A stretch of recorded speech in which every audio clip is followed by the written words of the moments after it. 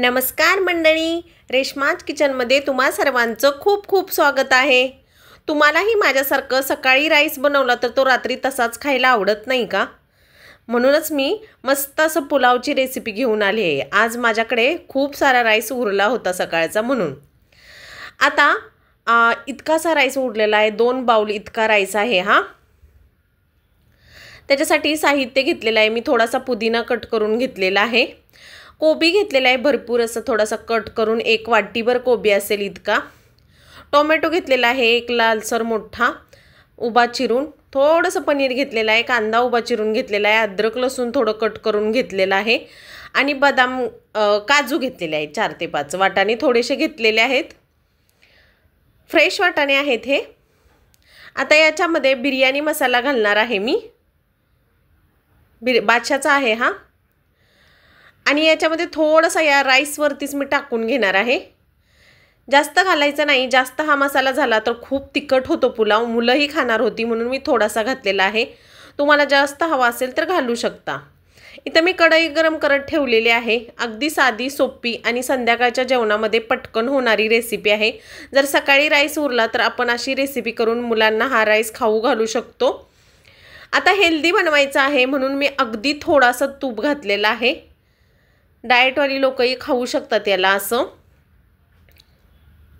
थोडंसं तूप घातलेलं आहे, थोडं जास्तच झालं म्हणून मी थोडं काढून घेतलं, मुलं खाणार आहेत म्हणून थोडं कमी घालत आहे।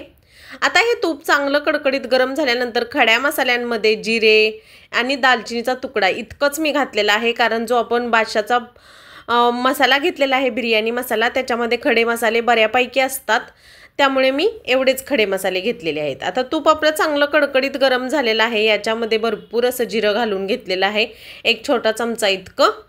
आता जिरे चांगले तडतडल्यानंतर आपण 1 दालचिनीचा तुकडा घालून घेणार आहोत, 1 अर्ध्या इंचाला कमी इतका घेतलेला आहे, एवढासा। यामुळे चांगला फ्लेवर येतो आपल्या पुलावला आणि छान लागतो। आता प्रथम कांदा घालून घेणार आहोत आपण, थोडासा गोल्डन ब्राऊन कांदा झाल्यानंतर मग पुढचे ज्या भाज्या घेतलेल्या आहेत व्हेजिटेबल त्या घालून घेणार आहोत। कांदा मी इथे उभा घेतलेला आहे, तुम्हाला हव्या त्या आकारामध्ये तुम्ही कट करून घेऊ शकता, परंतु पुलावमध्ये असा उभा कांदा छान दिसतोही आणि खायलाही खूप छान लागतो। आता थोडा वेळ चांगला गोल्डन ब्राऊन होईपर्यंत कांदा मस्त परतून घेऊयात। थोडा वेळ परतल्यानंतर टोमॅटो घालून घेऊया, टोमॅटोही चांगला मस्त परतून घ्यायचा। टोमॅटो मऊ झाल्यानंतर आपण बाकीच्या भाज्या घालून घेणार आहोत, मस्त मिक्स करून घ्यायचा असा टोमॅटो, एकसारखा परतवत मस्त मिक्स करून घ्यायचा। आता टोमॅटो थोडा मऊ झाला की आपण पनीर, पत्ताकोबी आणि वाटाणे जे काही व्हेजिटेबल्स घेतले होते ते सगळे यामध्ये घालून घेणार आहोत। आणि हे व्हेजिटेबल जास्त शिजवून घ्यायचे नाही, थोडेसे क्रंची झाले की आपण राईस याच्यामध्ये घालून घेणार आहोत।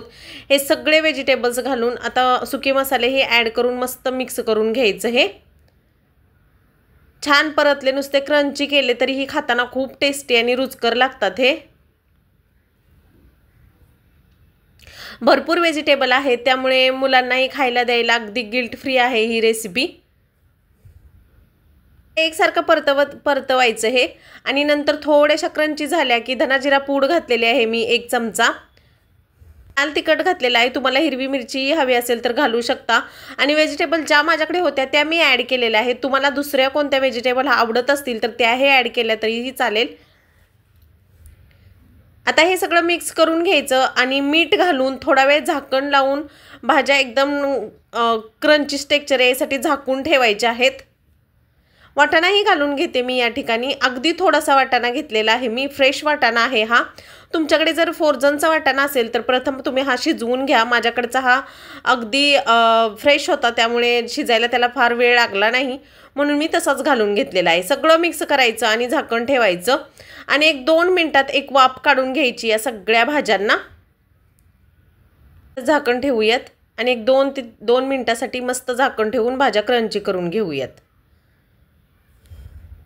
मिनिटातच अगदी व्यवस्थित भाज्या शिजल्या जातात आणि या भाज्यांचा आपल्या पोटाला त्रास होत नाही। या पुलावाबरोबर तुम्ही एकदम घरी बनवलेलं दही, छासही खाऊ शकता, अगदी टेस्टी आणि रुचकर लागतं हे। आता भाज्या आपल्या व्यवस्थित फ्राय झाल्यानंतर आता एकच वाफ काढून घेतलेली आहे, जास्त नाही मी। हा राईस सगळा घालून घ्यायचा. आपण बिर्याणी मसाला याच्यावरतीच घातलेला आहे, त्यामुळे इथं घालायची गरज नाही आहे. हा सगळा राईस इलेक्ट्रॉनिक कुकरमध्ये मी शिजवला होता, त्यामुळे अगदी सुटसुटीत पुलावला होतं तसा झालेला आहे. हे 2 कप इतका तांदूळ होते आणि 1.5 कप इतकं पाणी घालून मस्त असा मऊसर भात शिजवून घेतलेला आहे मी. आता एकसारखा हलवत त्याच्या गुठळ्या मोडून मसाले आणि राईस एकजीव करून घ्यायचा. एकसारखं हलवायचं, अजिबात थांबायचं नाही, अगदी व्यवस्थित एकसारखं हलवायचं. आता इथं माझं तिखटाचं प्रमाण खूप कमी आहे, कारण मुली खाणार आहेत. मोठी माणसं जर खाणार असतील तर तुम्ही अजून जास्त तिखट घातलं तरीही चालेल. आता भात चांगला परतून झाल्यानंतर परत थोडंसं पाण्याचा शिंतोडा देऊन झाकण ठेवून 1-2 वाफ काढून घ्यायच्या, जेणेकरून मसाले आपल्या राईस बरोबर व्यवस्थित मिक्स होतील आणि खाताना एकदम रुचकर आणि टेस्टी लागतील. चला तर मग आता व्यवस्थित एकजीव करून घेऊयात परत एकदा. आता आपला पुलाव रेडी आहे. एक प्लेट घेऊया आणि प्लेटिंग करून घेऊयात.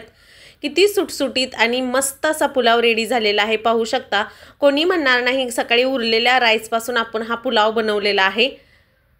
अगदी टेस्टी आणि रुचकर रेसिपी आहे. पनीरमुळे आपल्याला प्रोटीन भेटेल आणि भरपूर साऱ्या भाज्या घातल्यामुळे आपल्याला खूप शरीराला उपयुक्त घटक मिळतील. तुम्हीही असा राईस नक्की ट्राय करून पहा. ही रेसिपी आवडली असेल तर रेश्माज किचनला लाईक, शेअर, सबस्क्राईब करायला विसरू नका. ही रेसिपी ट्राय केली तर तुमची रेसिपी कशी झाली हे कमेंट करून सांगायलाही विसरू नका. भेटूयात नवीन व्हिडिओमध्ये नवीन रेसिपीसोबत. तोपर्यंत बाय. स्वस्त खा आणि मस्त रहा. हेल्दी आणि टेस्टी रेसिपी पाहत रहा.